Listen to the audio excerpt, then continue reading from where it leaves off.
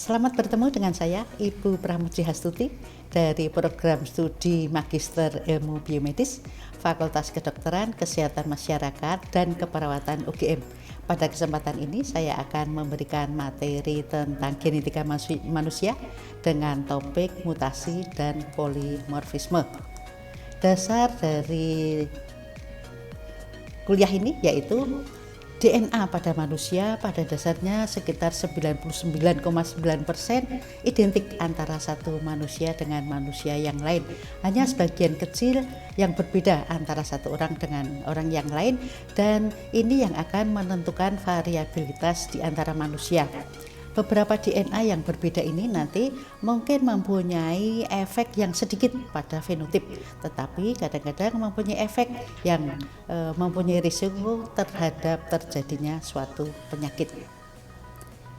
Variabilitas yang bertanggung jawab pada genetika ini nanti akan menentukan fenotip pada seseorang. Fenotip yaitu yang dapat kita lihat secara tampak. Saat misalnya adanya perbedaan anatomi antara satu orang dengan orang yang lain. Misalnya kita bisa melihat tinggi tubuh seseorang berbeda antara satu orang dengan orang yang lain, kemudian warna iris mata, warna kulit, warna rambut, dan sebagainya. Perbedaan-perbedaan ini ditentukan oleh adanya variabilitas gen. Selain itu juga perbedaan secara fisiologis maupun intoleransi terhadap diet.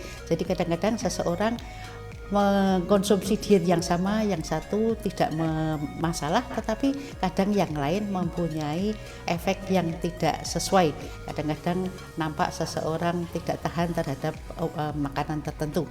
Kemudian juga respon terhadap terapi ini kadang-kadang dipengaruhi oleh adanya faktor gen. Jadi seseorang dengan terapi, salah satu terapi akan memberikan efek yang baik, tetapi kadang-kadang orang yang lain mempunyai efek negatif terhadap terapi yang diberikan, ataupun juga reaksi efek samping dari pengobatan. Selain itu juga seseorang cenderung mudah mengalami infeksi atau terkena kanker karena adanya variasi gen ini. Juga variabilitas gen ini akan mempengaruhi kecenderungan seseorang menyukai olahraga, atlet misalnya, atau suka dengan seni. Ini diantaranya juga dipengaruhi oleh faktor gen. Kalau kita lihat mutasi, yaitu perbedaan dalam urutan DNA antara satu orang dengan orang yang lain dibandingkan dengan keadaan yang normal, misalnya di sini terjadi pada seseorang. Kalau itu berubah, kemungkinan seseorang ini akan menjadi sakit. Ada 3 tipe mutasi yang kita kenal, yaitu mutasi genom, yaitu berubahnya struktur kromosom. Kromosom yang normal kita tahu ada 22 kromosom autosom dan 1 pasang kromosom kelamin. Jadi mutasi genom adalah bertambahnya atau berkurangnya kromosom pada seseorang. Jadi kalau ada penambahan akan menjadi trisomi, kalau terjadi pengurangan akan menjadi monosomi. Kemudian yang kedua yaitu kromosom mutasi atau mutasi kromosom, yaitu berubahnya lengan kromosom. Pada keadaan normal kromosom mempunyai lengan pendek dan lengan panjang. Nah, kadang-kadang ada perubahan lengan antara satu kromosom dengan kromosom yang lain. Kemungkinan ini terjadi mungkin delesi atau duplikasi maupun inversi, translokasi, isokromosom, dan sebagainya. Kemudian yang ketiga adalah mutasi gen, yaitu berubahnya urutan gen yang menyebabkan terjadinya kondisi yang tidak normal. Mutasi ini, pada mutasi gen bisa reaksinya atau mutasinya dinamakan mutasi silent atau mutasi missense atau mutasi missense ataupun mutasi frame shift. Nanti kita lihat masing-masing macam mutasi ini. Kalau terjadi mutasi pada genom atau pada kromosom, karena ini mutasinya besar, sehingga sering terjadi ekspresi dosis yang berubah, dan ini akan menyebabkan pada umumnya akan menjadi sakit.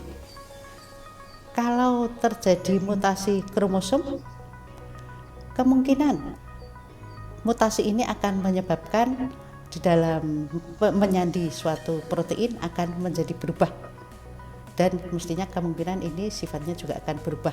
Atau kadang-kadang terjadi mutasi tetapi tidak terjadi perbedaan di dalam urutan asam amino, dan ini tidak akan mempunyai efek terhadap terjadinya penyakit. Jika mutasi itu terjadi di germline, kemungkinan mutasi ini akan diturunkan ke generasi berikutnya. Namun kalau mutasi ini terjadi di somatik, mutasi ini tidak akan diturunkan ke generasi berikutnya. Sumber dari mutasi ini, untuk mutasi genom, ini terjadinya misagregasi pada kromosom selama terjadinya meiosis. Dan ini terjadinya antara 1 dari 25 sampai 50 meiosis pada pemecahan sel. Dan kalau berat, pada umumnya ini akan secara spontan mengalami aborsi setelah konsepsi. Jadi pada umumnya tidak akan hidup pada janin yang mengalami mutasi genom ini. Sedangkan mutasi kromosom itu terjadi antara 1 dari 1700 divisi sel, dan ini sering terjadi juga. Dan pada umumnya karena ini adanya perbedaan pada lengan kromosom, ini dosis yang diekspresikan juga akan berubah, dan ini pada umumnya juga tampak secara fenotip seseorang ini sakitnya berat dan mungkin tidak akan hidup dan tidak akan diturunkan ke generasi yang berikutnya. Sedangkan mutasi gen, yaitu perubahan pasangan basa di dalam urutan DNA, bisa terjadi insersi atau delesi. Ini terjadi karena kegangguan pada replikasi di dalam sintesis DNA. Dan ini jika tidak bisa diperbaiki, ini akan menyebabkan terjadi mutasi, dan ini bisa terjadi secara spontan atau karena kondisi fisis ataupun bahan-bahan kimia seperti adanya mutagen. Replikasi DNA, jika terjadi ketidaknormalan, ini di dalam tubuh ada reaksi istilahnya perbaikan atau proofread, dan ini akan jika bisa diperbaiki, maka proses akan berlanjut. Tetapi kalau tidak bisa diperbaiki, maka akan dibuang. Ini terjadi antara 1 dari 10.000 sampai 1 juta nukleotida gangguan ini per hari per sel manusia. Mungkin terjadi karena reaksi depurinasi, dimetilasi, deaminasi, ataupun adanya mutagen, ataupun adanya sinar ultraviolet maupun radiasi ionis. Dan kalau menetap, maka ini akan mengalami mutasi, dan mutasi ini jika nanti akan diturunkan ke generasi berikutnya, maka mutasi ini akan menetap. Pada keadaan normal, beberapa nukleotida seperti timin terdapat di dalam kondisi ketuh atau strukturnya mempunyai gugus ketuh. Maka kalau ada gangguan, akan berubah strukturnya menjadi senyawa enol. Sedangkan sitosin dalam keadaan normal sebagai mempunyai gugus amin, maka dalam kondisi yang terganggu ini akan berubah menjadi gugus imino. Untuk adenin sebagai senyawa amin yang mempunyai gugus amin dalam keadaan normal, nanti jika terjadi gangguan akan menyebabkan strukturnya berubah menjadi gugus imino. Demikian juga guanin dalam keadaan normal sebagai senyawa keto, maka nanti dalam keadaan adanya gangguan strukturnya berubah menjadi senyawa enol. Perubahan-perubahan inilah yang menyebabkan nanti ikatannya menjadi berubah. Dalam keadaan normal, adenin selalu berikatan dengan guanin, A, G. Kemudian T berikatan dengan C, gitu ya. Timin berikatan dengan sitosin. Tetapi kalau strukturnya berubah dengan suatu kondisi tertentu, ini akan menyebabkan reaksinya menjadi berubah. Di sini seperti sitosin di dalam keadaan normal tadi sebagai gugus amin, kalau terjadi perubahan menjadi gugus imino, maka dia mempunyai kecenderungan berikatan dengan adenin. Jadi dalam keadaan normal sitosin berikatan dengan guanin, kalau ada perubahan ini sitosin akan berikatan dengan adenin. Juga timin dalam keadaan normal sebagai senyawa amin, nanti dalam keadaan yang berubah akan menyebabkan dia mempunyai kecenderungan timin berikatan dengan guanin. Nah, kondisi ini tidak normal, gitu ya. Maka kalau reaksi ini berlanjut, nanti prosesnya akan mengalami di dalam sintesis proteinnya mestinya akan terganggu, dan kalau ini mempunyai kecenderungan menjadi sakit, maka sakit akan tampak. Beberapa senyawa mutagen yang kemungkinan menyebabkan perubahan-perubahan di dalam struktur nukleotida tadi, contohnya di sini senyawa pengalkil, kemudian 5 bromurasil, juga 2 aminopurin, kemudian beberapa senyawa pendeaminasi maupun penyebab hidroksilasi. Senyawa-senyawa ini akan menyebabkan perubahan nukleotida tadi menjadi strukturnya berbeda, sehingga ikatan nanti akan berubah. Contohnya di sini bromurasil. Bromurasil akan mempunyai kecenderungan berikatan dengan adenin ataupun berikatan dengan guanin. Dalam bentuk keto cenderung berikatan dengan adenin, dalam bentuk enol cenderung berikatan dengan guanin. Nah, bromurasil ini sebagai bentuk enol nanti akan mengubah struktur urutan DNA yang sebelumnya dari G berikatan dengan C, nanti akan cenderung berubah menjadi A dan T. Sedangkan sebagai bentuk keto nanti akan cenderung adenin berikatan dengan timin itu berubah menjadi guanin berikatan dengan sitosin. Kondisi-kondisi perubahan inilah yang menyebabkan dia bersifat sebagai mutagen, yang menyebabkan nanti di dalam sintesis protein yang selanjutnya akan mengubah protein yang disandi. Di dalam sintesis protein kita kenal ada DNA yang akan ditranskripsi menjadi RNA, kemudian nanti akan ditranslasi menjadi protein. Nah, urutan DNA ini ada bagian ekson dan ada bagian intron. Di dalam transkripsi nanti bagian intronnya nanti akan dilepaskan, kemudian antara satu ekson dengan ekson yang lain saling berikatan akan membentuk cetakan sebagai RNA yang akan ditranslasi menjadi protein. Nah, adanya sintesis ini nanti kemungkinan akan terjadi jika terjadi perubahan urutan DNA, nanti akan menyebabkan protein yang disandi akan berubah, dan proses setelah translasi ini pun nanti akan terjadi beberapa proses yang berikutnya, reaksi-reaksi post translasi sampai terbentuk protein yang aktif. Nah, pembacaan di dalam sintesis dari RNA menjadi protein dibaca dari triplet nukleotida ini. Triplet yang pertama yaitu nanti akan berkaitan dengan kedua dan ketiga ini nanti akan menyandi asam-asam amino tertentu. Jadi saudara lihat di sini seperti fenilalanin disandi oleh dua triplet yaitu UUU dan UUC. Kalau ada perubahan atau mutasi dari UUU menjadi UUC, maka asam amino yang disandi tidak berubah. Tetapi kalau yang disandi itu nanti menyebabkan asam amino berubah, nanti yang akan menyebabkan kemungkinan protein menjadi sifatnya berubah. Kemungkinan kalau dia sebagai enzim, maka aktivitasnya juga akan berubah. Kemudian kalau kita lihat beberapa tipe mutasi, yang pertama adalah mutasi missense. Apa yang dimaksud dengan mutasi missense?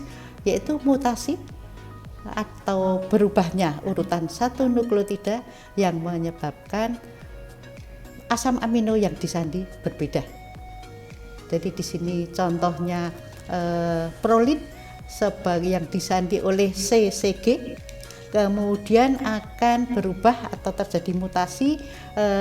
Yang pertama adalah C-nya diganti oleh U menjadi UCG, maka asam amino yang disandi itu dari prolin diubah menjadi serin. Nah, kalau terjadi seperti ini, kita lihat prolin sebagai asam amino sifatnya sama atau tidak dengan serin. Kalau misalnya sama, kemungkinan efek dia sebagai kalau misalnya itu suatu protein enzim, kemungkinan sifatnya kalau tidak berubah, fungsi protein ini tidak berubah. Tetapi kalau sifatnya berubah, misalnya sebelumnya larut air menjadi larut lemak, nah ini biasanya yang akan menyebabkan fungsinya berbeda, dan nanti secara fenotip kita akan melihat bahwa seseorang mempunyai kecenderungan menjadi sakit oleh adanya mutasi ini. Berikutnya adalah mutasi istilahnya chain termination atau ini dinamakan nonsense mutasi. Mutasi yang menyebabkan terbentuknya asam amino yang mestinya panjang menjadi mutasi itu menyebabkan menjadi stop codon.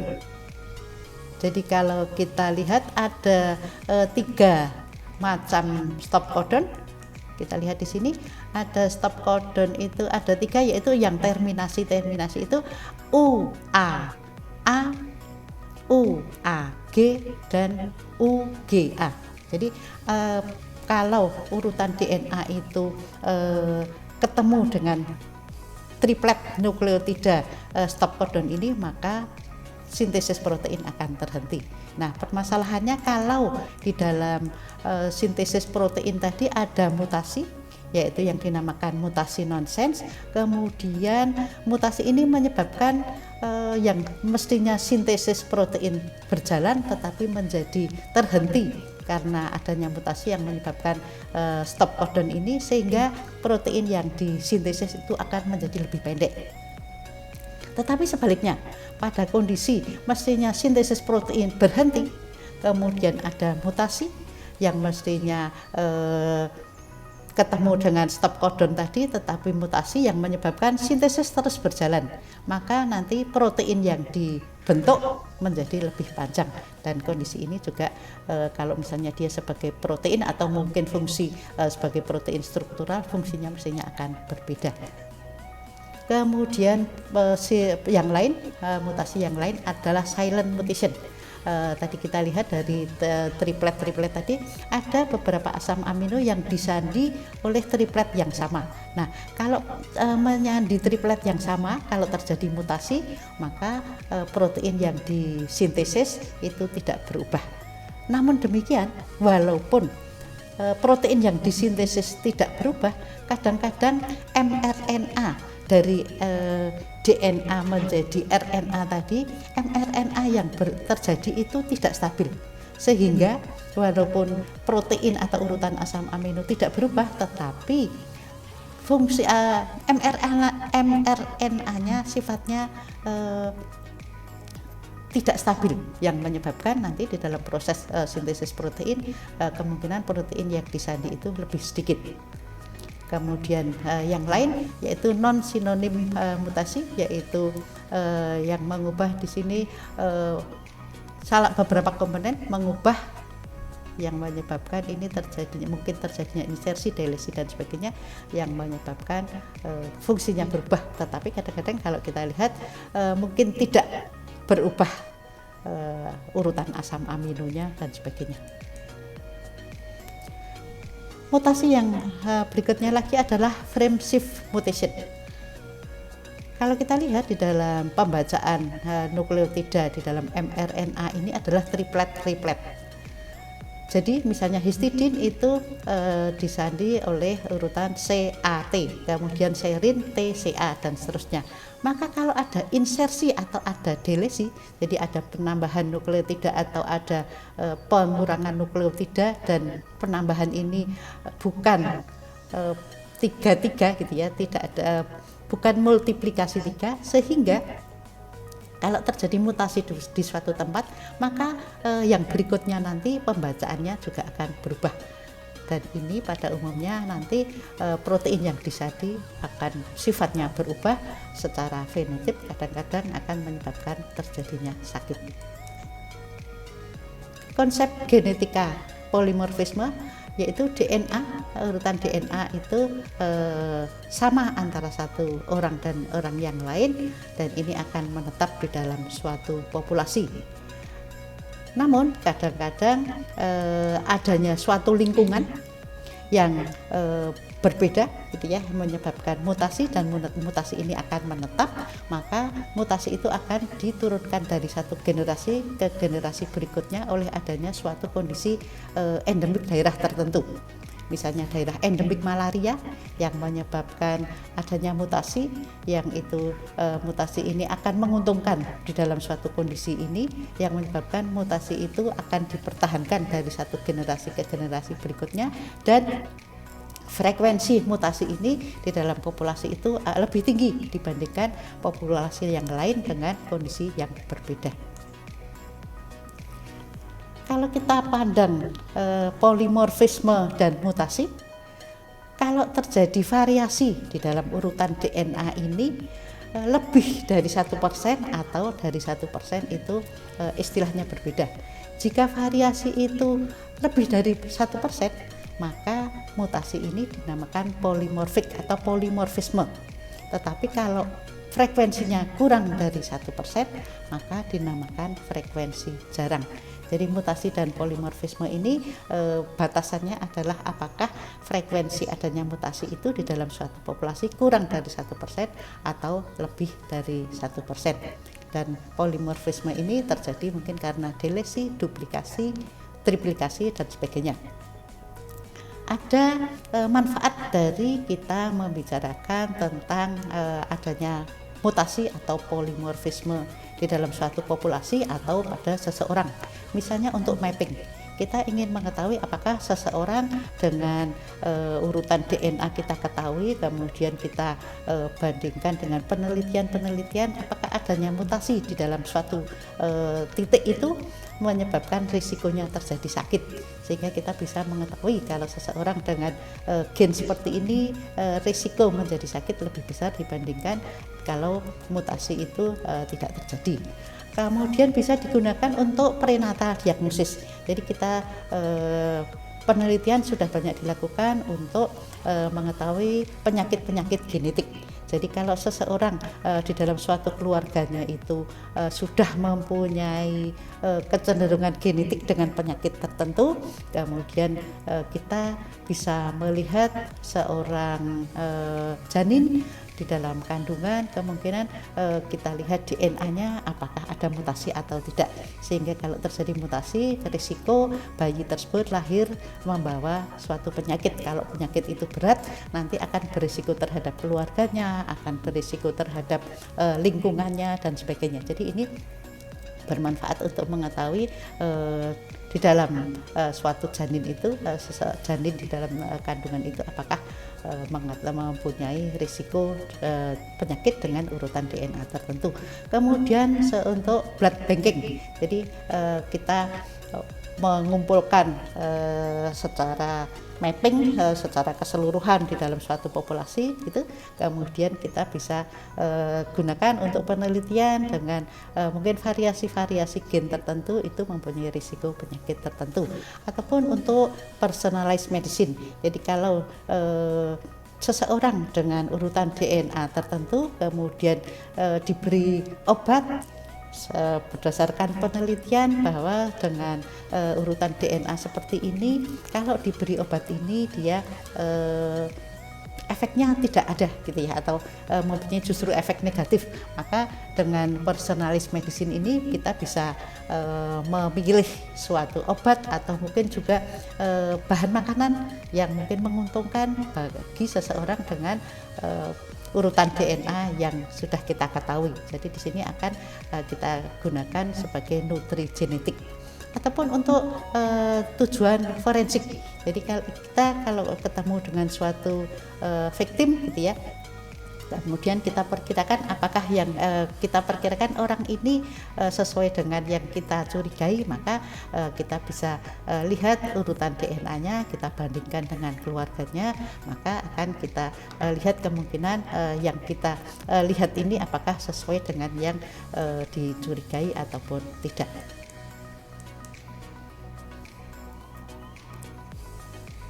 Kita pandang di dalam fenotip atau genotip di dalam suatu populasi. Di dalam suatu populasi itu distribusi frekuensi di dalam DNA itu frekuensinya tetap gitu ya. Jadi akan dipertahankan dari satu generasi ke generasi yang lain. Namun kadang-kadang lingkungan akan mempengaruhi adanya perubahan frekuensi ini. Pendekatan yang kita bisa gunakan untuk mengetahui frekuensi genotip di dalam suatu populasi yaitu dengan persamaan Hardy-Weinberg, dengan asumsi bahwa populasi besar dan mating secara random. Nah, kalau kita pandang sebagai manusia, mating secara random ini kan tidak mungkin gitu ya. Jadi pada umumnya manusia ingin menikah ya memilih yang sesuai, yang mungkin kesamaan tertentu yang menarik bagi saya gitu, misalnya seperti itu. Nah, maka untuk persamaan Hardy-Weinberg ini di dalam suatu populasi, kalau asumsinya bahwa populasi besar dan mating secara random, kemungkinan di dalam suatu populasi ini akan berubah dari generasi yang satu ke generasi yang lain karena adanya keterbatasan ini. Juga alel di dalam suatu frekuensi di dalam alel ini juga tidak berubah dari waktu ke waktu. Namun kemungkinan terjadinya migrasi, kemungkinan perpindahan satu orang dengan di satu tempat ke tempat yang lain, kemudian adanya seleksi alam dan sebagainya, ataupun ada mutasi baru, ini yang menyebabkan frekuensi di dalam suatu populasi itu berubah. Dan ini kita tahu misalnya kondisi-kondisi ada bencana alam, ada kondisi misalnya seperti COVID kemarin dengan kematian yang cukup banyak, maka kalau kita pandang frekuensi di dalam suatu populasi, mungkin dari generasi yang satu ke generasi yang lain ada perubahan, dan ini bisa kita perhitungkan dengan persamaan Hardy-Weinberg. Kemungkinan frekuensi itu kalau berubah, kita bisa memperkirakan kemungkinan kejadian apa sebelumnya, atau bisa kita pandang juga untuk yang akan datang terjadinya perbedaan lingkungan ini yang kemungkinan frekuensi di dalam suatu populasi berubah.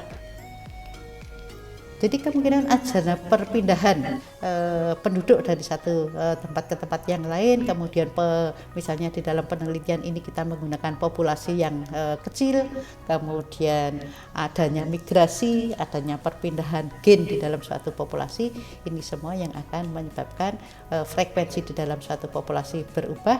Kemudian kita perhitungkan dengan persamaan Hardy-Weinberg tadi, kemudian kita bisa memperkirakan adanya perubahan ini kemungkinan penyebab yang terjadi. Demikian yang dapat saya sampaikan tentang materi genetika manusia dengan topik polimorfisme dan mutasi ini. Terima kasih, selamat bertemu pada video yang selanjutnya.